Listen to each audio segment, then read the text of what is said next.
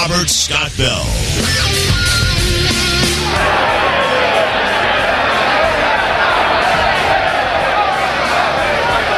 Hey, Super Don Duck, it's a pitchfork.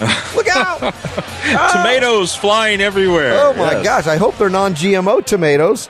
Man, this is what happens when you actually comment on Rand Paul endorsing Mitt Romney for the GOP nomination. Wow, this has been a wild weekend, has it not? I hesitated on Friday. I didn't have time to cover the issue, but I told everybody I would cover it on yesterday's Robert Scott Bell Show, which I did. I had Tom Mullen on, and we waxed poetically or not so poetically on the issue, and then I had Jack Hunter. He called. I didn't expect him. And, not Jack Hunter. Oh, my gosh, yeah, and he's persona non grata. You had Jack Hunter on your show? The Southern Avenger. Gosh, you traitor. I tell you what, and even Drudge covered this story. Drudge was linking to a story yesterday on, the hardcore Ron Paul supporters are all turning on Rand. It's like there's blood in the water. It's like the sharks are out there. And listen, believe me, I understand. I do. I do too. We got a guy in Ron Paul that is not, there's no evidence that we've seen that he's ever compromised his principles. Yet his son now endorses Romney, which would seemingly be a violation of principle. But then again, it could just be politics. And that's what I was speculating on. Look, Robert, when this happened, I mean, if you remember, it was, I think it was like 11, 12 o'clock your time. Yeah. When we talked that night. Yeah. And it was 4-letter word followed by, you'll never guess what just happened. Yeah, exactly. Because that's how it was. Yeah. And I just, you could ask my wife, I think I was just walking around and walking into walls. Right. For the rest of the night after this happened. And I've monitored things on Daily Paul and just kind of tried to keep my finger on the pulse of what's going on in the Ron Paul community.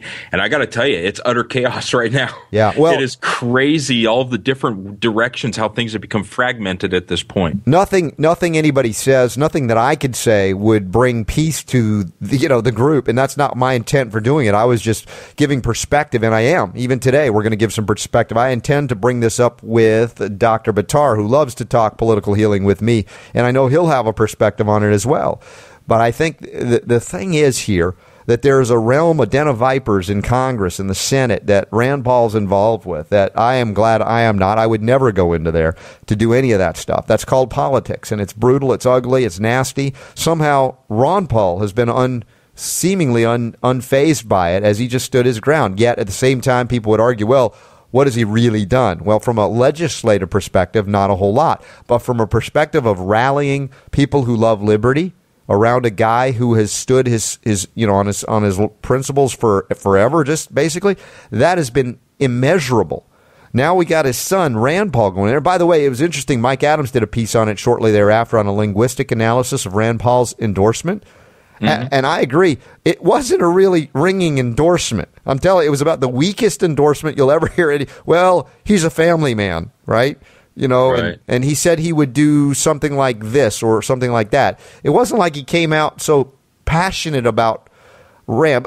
Well, anyway, that's beside the point. The point is I want to watch him vote. I want to see what he is doing, what he has done, what he's going to do before I'm willing to say he's the devil incarnate. And that's where I think some people say now he's the devil incarnate. And I'm just not going there. I realize there are a lot of issues that people have genuine concerns about Rand. I feel like the guy's playing a little bit of politics here, but not necessarily abandoning principle, particularly because, as I mentioned, he stood up and said, hey, disarm the FDA. Let the American people know what the hell is going on as far as their supplements and foods and that it can cure disease.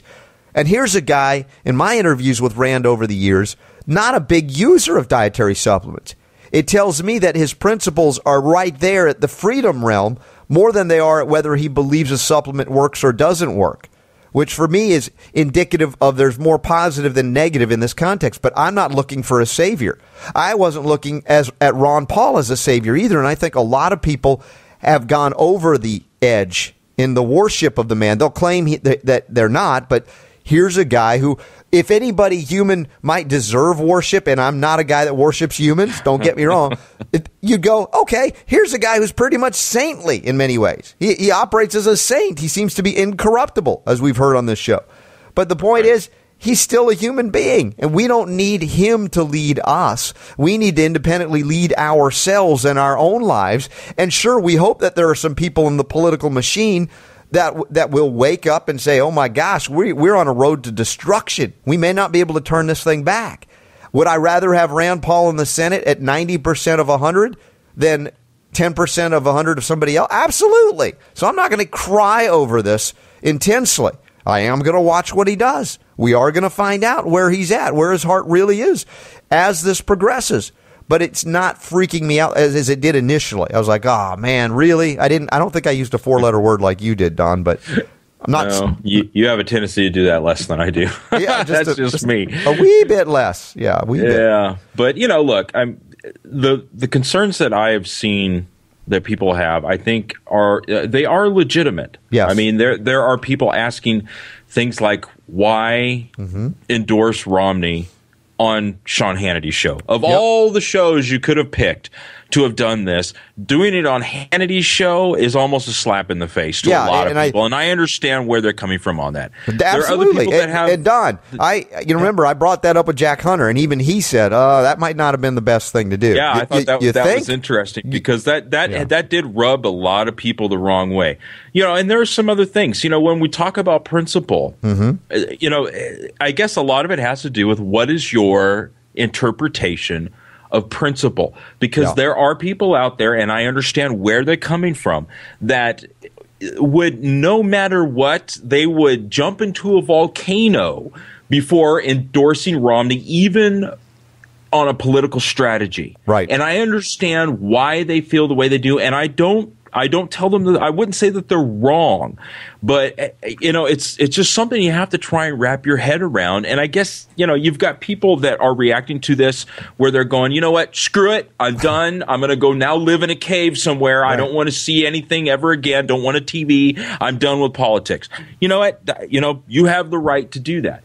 Then you've got, other people that are saying, you know what, screw Rand Paul. He's a traitor. He's a turncoat. I hate him. I hope he dies, but I still support Ron Paul. Right. Then there's other people that, that are saying, look, there's definitely some questions here. I don't quite understand it. But you know what? We've put a lot of hard work and time into going where we're trying to go. We've made a lot of progress. And in fact, there's one comment that I wanted to read. This came from a kid. High schooler, right? High school kid. And he was writing on one of the YouTube videos that we put up. And I thought it was a very level-headed thing that he said. And here's what he wrote. He said, Ron Paul is succeeding people. Don't lose hope. He brought people like me to the liberty movement, and I'll never go back to the establishment. Less than a year ago, I didn't really care about politics because I couldn't make sense out of them. Thanks to Ron Paul, a couple of weeks ago, I gave my high school valedictorian speech on the role of government. Whether you think Rand Paul's tactic was good or not, let's face it. Liberty is advancing. We can't let a stupid endorsement divide us. And you know what? I think personally, for me, I like his wisdom from a high school senior. Yeah, absolutely. And if a high school senior can come up with this, I think that's pretty impressive. And so as far as I'm concerned, I have questions about the Rand Paul thing. I'm not ready to completely discount him. And if that makes me a traitor and a sellout to some people... They're already throwing F-barbs at me just for trying to cover this. That's true. And, look, we're just trying to be objective. We don't want to jump to conclusions because, you know what?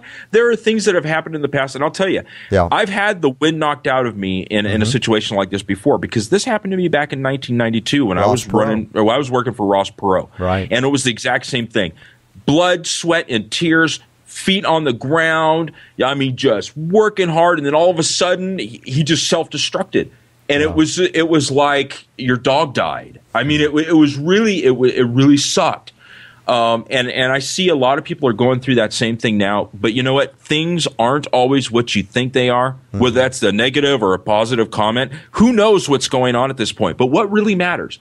What really matters is that we take what we've got right now, keep working on what we've been working on, and we keep fighting all the way to Tampa, and we raise holy hell, and we make a difference, and we don't lose sight of what really matters here. If Rand Paul is a rhino, which a lot of people think he is, guess what? we're going to know. There's no way we're not going to find out in a very short period of time whether he's legit or not. And if he's not, I'll be the first one out there saying, nope, Rand, fooled me. You're not going to fool me again. But at the same time, if he's out there and he's fighting the good fight and he did what he did, I may not look back on this and go, that was the best decision you could have made.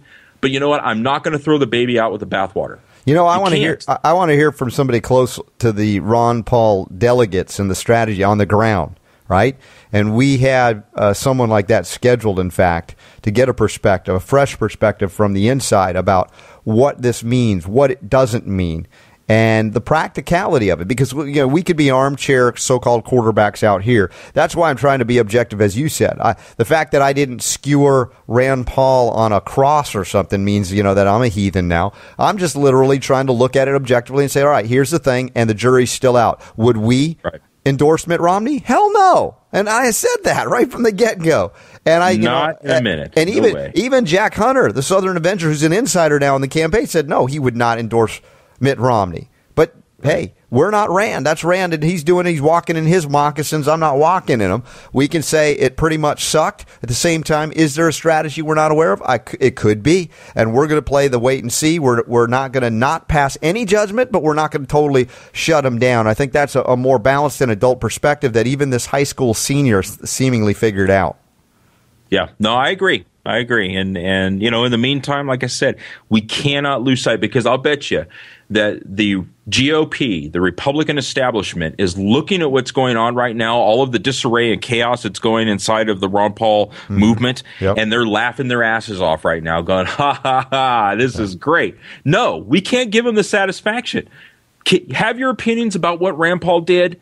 Set those aside. Keep fighting the fight, because we cannot afford to become fragmented at this point. And there may be some very, very big positives coming out of it. That's going to be shocking, but we're going to hear from Ginger Taylor. Remember, we talked with her from the Maine convention a few weeks back, right? She has got an insight into this that is fascinating, and we're going to reveal it next right here on the Monday edition. We're going to get into some advanced political medicine, and then we'll get some advanced medicine. Dr. Buttar, I'm going to query him about Dr. Oz from last week, and there's some interesting things there. We'll get into some more political healing as well. This is an amazing time. We knew 2012 would be interesting. We knew this political process would be fascinating, and we're going to continue to cover it like nowhere else in media. Thank you, one and all, for being here in the United States and, in fact, World of Health Talk Radio. Check it all out at robertscottbell.com. You're listening through naturalnewsradio.com as well. Rebroadcast later through UK Health Radio, too. So lots of cool stuff happening. The growth of this worldwide outreach of free speech like nowhere else. Thank you for being here. Again, the number, I haven't told you today, but it's 866-939-BELL. In case you want to chime in on this, tell us we're out of our minds or we're not going far enough. Whatever you got. 866-939-BELL, 866-939-2355. Back after this with Ginger Taylor. You're listening to the Godzilla of Health Talk Radio. Run! It's Godzilla! It's the Robert Scott Bell Show.